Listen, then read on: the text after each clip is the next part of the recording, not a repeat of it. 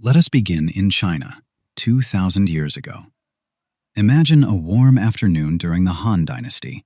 The year is somewhere around 200 BC. The air smells of dust and leather. Young men stand in an open field. Between two bamboo poles, a small net hangs in the air, and at their feet, a leather ball. They call this game kuju. It means kicking the ball. The rules are simple. Use your feet, no hands. Kick the ball through the net. Kuju is not just a game. It is military training. Soldiers play to stay sharp, to stay fast, to stay focused. The Chinese emperor himself watches the matches. And here is what is amazing. No hands allowed. Only feet. That one rule, that tiny decision, it would travel across 2,000 years and reach you today. Because the basic idea of kuju is the same as football. One ball, 2 feet, one goal. Can you imagine that? A soldier in ancient China kicking a leather ball under the sun. And in that same movement, he is connected to every footballer who ever lived. Japan had a version too. They called it Kamari. Kamari was different. Gentle. Quiet. Players stood in a circle and kept the ball in the air. No competition. No winning or losing. Just the sound of the ball. Just the rhythm.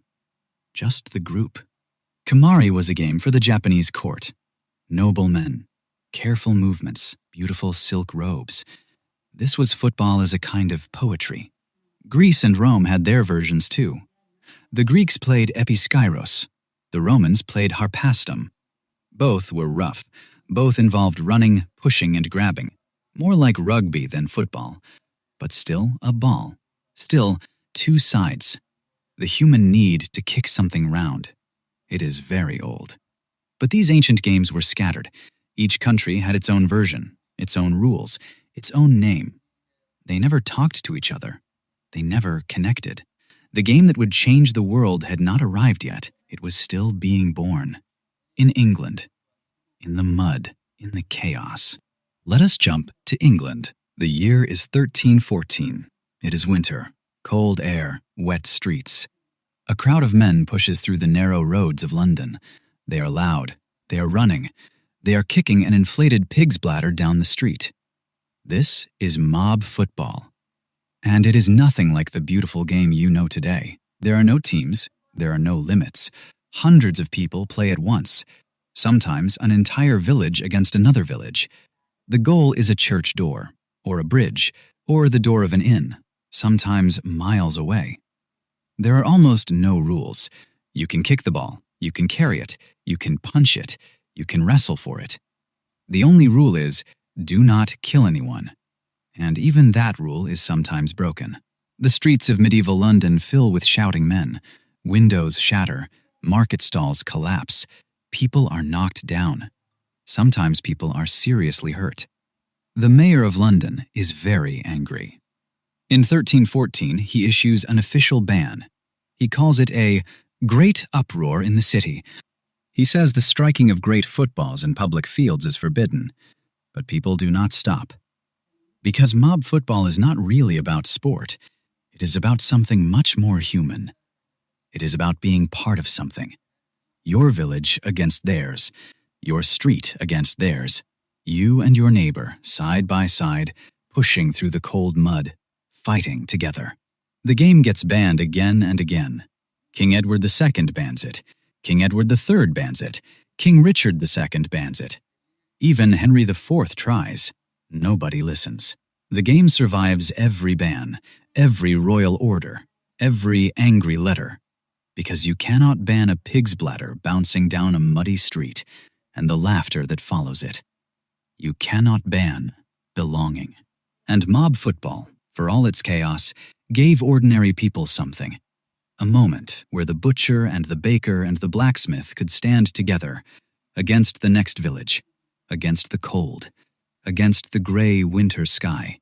This feeling, this sense of us against them. It never left the game. It is still there today.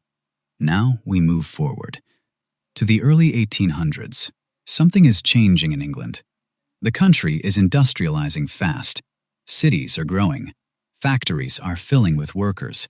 And the great schools of England, places like Eton, Harrow, Rugby, they are producing a new kind of young man.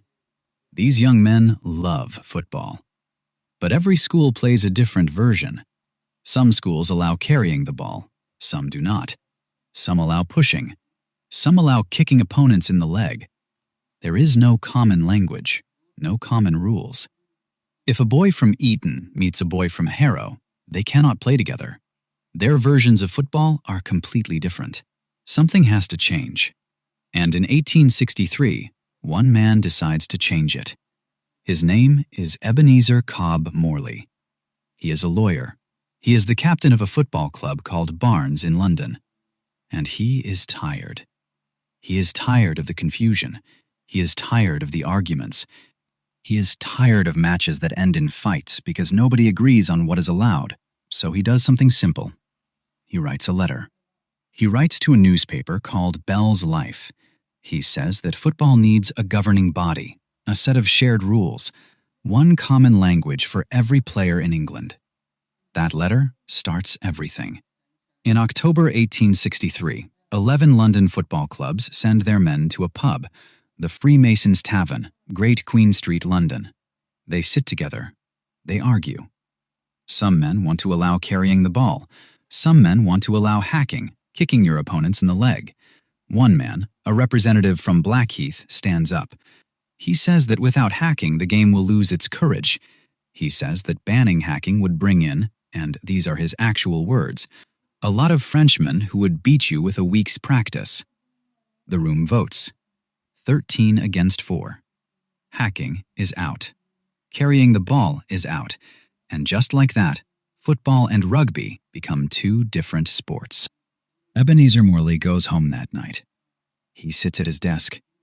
He writes 13 laws, 13 rules, handwritten on paper. They now sit in a glass case at the National Football Museum in Manchester. And those 13 rules are the beginning of everything. The Football Association is born. The game has a name. The game has a home. The game has rules that every player can read and follow. That pub. That vote. That letter written by a quiet lawyer from Hull. One letter, 13 rules. A world changed. My friend, here is what is coming in the next part of this story. We travel from that quiet pub in London to a stadium in Uruguay, where 93,000 people are screaming and holding strangers. And before we reach the World Cup, we will stop at a field in France, where two armies put down their weapons for one afternoon and picked up a ball instead. The rules spread fast. In the 1870s and 80s, British workers and traders carry football everywhere they go. To South America, to Europe, to Africa, to Asia. They bring the ball. They teach the rules. And every place the game arrives, something strange happens. People do not just learn the game. They fall in love with it. In Argentina, boys play on the streets of Buenos Aires. In Brazil, workers play near the docks. In Spain, miners play after long shifts underground. In Italy, street children play with balls made of rags. The game travels light. You do not need a court or expensive tools or the right connections. You need a ball and a wall. That is enough. Everywhere, the same moment. A ball rolls, a foot strikes, a goal is scored, and strangers become brothers. By the early 1900s, football is no longer just an English game. It is becoming a world language. But there is still something missing. A tournament. A moment where the whole world could come together and say, who is the best? That moment comes in 1904. The Fédération Internationale de Football Association is founded in Paris. We know it today as FIFA. And FIFA has a dream. One World Cup. Every 4 years, every nation. One champion. In 1930, that dream becomes real. Uruguay, July. The first FIFA World Cup. 13 teams travel by ship across the Atlantic Ocean. Long, slow journeys, weeks at sea. Some European teams refuse to come. The trip is too far, too expensive. But 13 teams arrive. And Uruguay, the small country on the eastern edge of South America, hosts the world. The final is Uruguay against Argentina. The stadium is the Estadio Centenario in Montevideo. 93,000 people pack inside. The noise is extraordinary. The heat is extraordinary. Argentine fans cross the river by ferry from Buenos Aires, chanting, "Victory or death." Uruguay wins, 4-2. The crowd erupts. Grown men weep. Women throw their arms around strangers. People dance in the streets all night. Football has its world stage. A new chapter has opened. But let us go back for a moment. Back to 1914. Before the World Cup. Before Pelé. Before any of it. World War I. The Western Front. Trenches filled with cold and mud and fear. Two armies facing each other across a strip of frozen ground, each side ordered to kill the other. On Christmas morning, something impossible happens. German soldiers climb out of their trenches. British soldiers stare at them from across the field. Nobody shoots. Someone waves. Someone holds up a small ball. And for one afternoon, enemies play football together in the space between the trenches. I keep coming back to this moment. No orders, no plan. No officer said, "Go out and play football with the men trying to kill you." It just happened. Because two groups of young men, cold and frightened and far from home, remembered something older than the war. The oldest human question: can we play? That afternoon did not stop the war. The killing continued the next day. But for a few hours, two groups of young men remembered something. Before they were enemies, they were just people. Football did that. Not a treaty, not a general. A ball. The game grows and grows and grows. Pelé, Diego Maradona, Johan Cruyff, Ronaldo, Messi. Names that cross every language barrier. Names that every child on every continent knows. In 1966, England finally wins the World Cup on their own soil. In 1970, Brazil wins it with football so beautiful that commentators run out of words. In 1986, Maradona scores 2 goals against England in one match. The first with his hand. He calls it the hand of God. The second with his feet alone, running 60 yards past 5 defenders, the greatest goal ever scored. In 1994, the World Cup comes to the United States. In 2002, it goes to Asia for the first time, to Japan and South Korea. In 2010, South Africa hosts it, the first African World Cup. Millions of people across the continent watch, weep, and celebrate. The 2022 World Cup final is watched by 1.5 billion people. One single match. 1.5 billion human beings sitting together across the planet. There is no other moment in human history like it. Today, more than 250 countries and territories play football. More people play this game than any other sport on Earth. More than 5 million official matches are played every year. The ball is still round. The goal is still 8 yards wide. 2 teams, 90 minutes, 1 winner. The rules have grown and changed. We have video review now. We have satellite coverage. We have players who earn more in a week than most people earn in a lifetime. Yet go to a street in Hanoi or Nairobi or Lima, and you will still find children with a plastic ball and 2 shoes marking a goal on a wall. Same game, same joy. Tsuju became Kamari. Kamari became mob football. Mob football became 13 rules in a pub in London. 13 rules became 192 FIFA member nations, became the World Cup final, became 1.5 billion people watching the same moment together. And it all started with a foot and a ball and that oldest question: can we play? There is one more layer to this story, one that history books often leave out. As Europe industrialized, churches began to empty. Workers poured into cities. The old village community was gone. The neighbors were strangers. But something else was filling the space. The stadium. Look at what a stadium actually is. A fixed sacred day each week. Thousands gather in the same colors. They sing the same songs. They bow before the same heroes. They suffer together. They celebrate together. Then go home and wait to do it again next week. Émile Durkheim, the French sociologist, called this collective effervescence, the moment when separate people dissolve into something larger than themselves. He was describing religion. But he could have been describing any Saturday at the Maracanã, or Anfield, or a dusty field in Lagos where 200 people watch on a phone screen tied to a tree. Football now has more followers than any religion on earth. 4 billion people. And like every religion, it carries both light and shadow. The shadow is real, my friend. When football becomes a tribe, it inherits the darkest gift of every tribe. Us and them. In Glasgow, Celtic against Rangers is not a match. It is a centuries-old war between Catholic and Protestant, fought every season on a grass pitch. In Buenos Aires, Boca against River has drawn blood. In Istanbul, fans have died before the first whistle.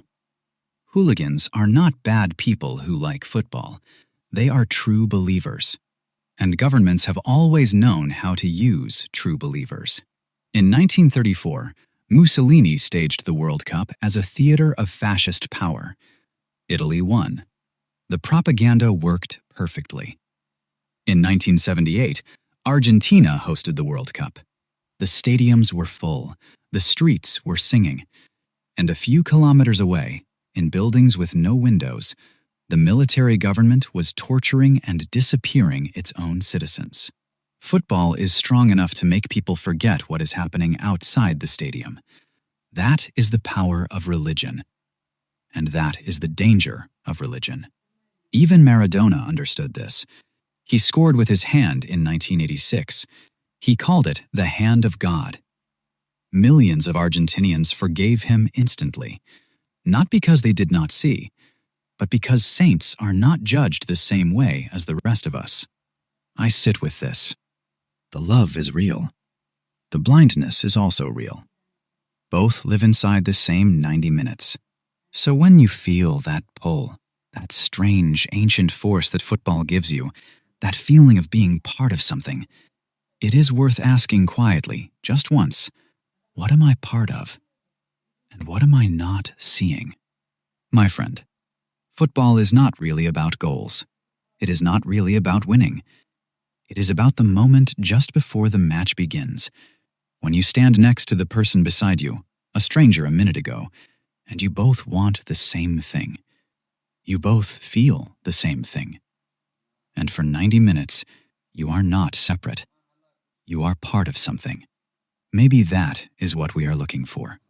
Not just in stadiums, in our lives, a team, a shared goal, a moment when the distance between us disappears. Football has been finding that moment for 2,000 years. So next time you hear a crowd roar, or a child kick a ball against a wall, or a whole city go quiet before a penalty kick, remember, that silence, that held breath, it is 2,000 years old, and it belongs to all of us. Thank you for listening today, my friend. You are part of this story too. I want to ask you something. Leave a comment and tell me, where were you when a football match made you feel something you did not expect? What moment stayed with you? I read every one. And next time, my friend, we follow something much smaller than a ball.